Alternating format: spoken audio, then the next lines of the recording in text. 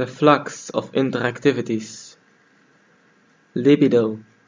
Through this flow of energy circulates life.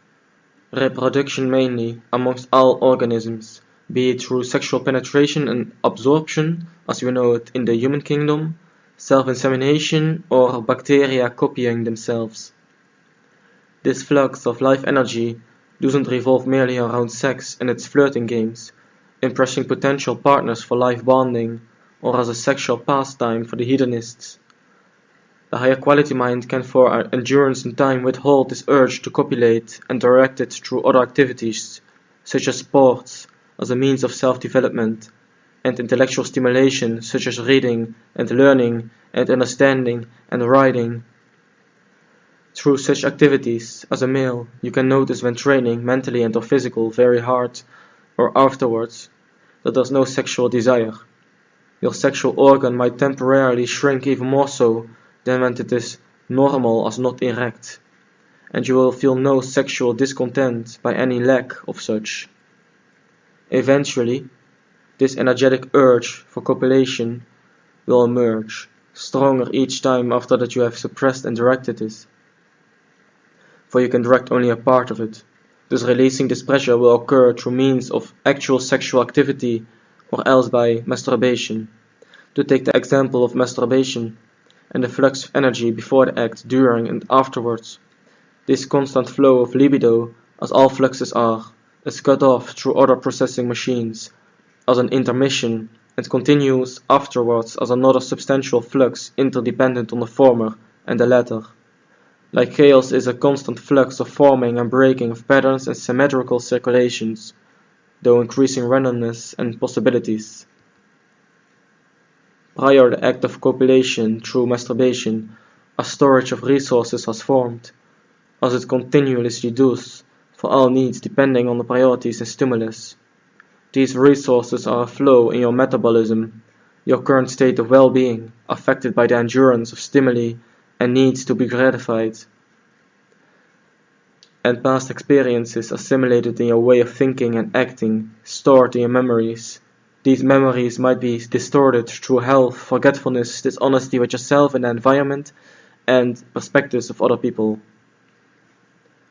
Prior the act of masturbation, you have directed this energy partly upon other activities, and during rest, certain thoughts might come to mind and external stimuli stimulating these primal fluxes of sexuality, making a cumulative of resources in your metabolism and thoughts and memories, all pushed into a certain direction of the desire, resulting in a flux of interactivity in your mind, and specific fantasy is reborn temporarily into existence, which you can direct to whatever your desires wish, to release eventually the pressure.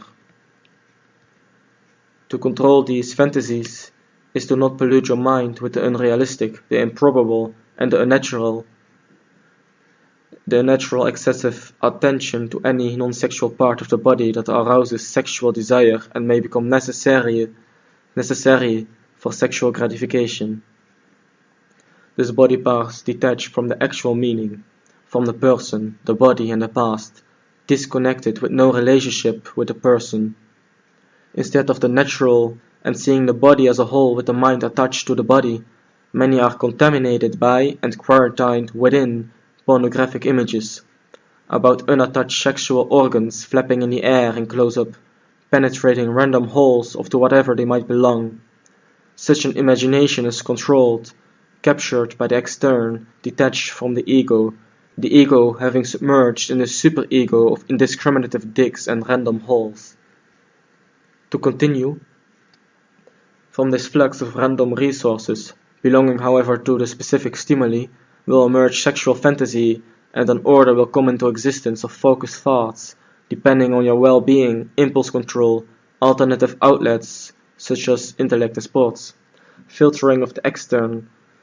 Such a fantasy can vary from the most extreme unnatural detached desires to a healthy, controlled imagination of your own, not touched by external poison as pornography, but only by the extern of normality.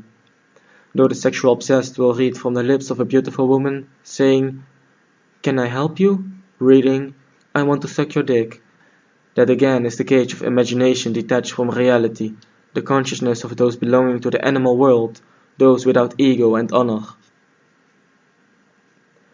During the fantasy and act of masturbation, the fluxes in your body, such as the testosterone production and decrease, will interconnect to the activity, fluxes forming and breaking, interdependent upon each other, on intermission until the next repeat of such an activity, or another by which the body and mind use the same production machines for other means. During the release, the flux of sperm, which will be reproduced in the testicles as long the libido fertility has not succumbed due to age or handicap or death, resulting in other fluxes of decomposition and life-making resources from the rotting corpse, will be pressured to stop due to the air and gravity having their own interactivities limiting other fluxes, or the paper as a means of abruptly ending the flux of shooting semen. And thus, the release has emerged. The needy pressure is gone, temporarily, until the production starts again, though never ended in the first place. Other examples as with food can also be made, starting from life, death, preparation, knowledge, substantial change, organs, energy, to feces, and so on.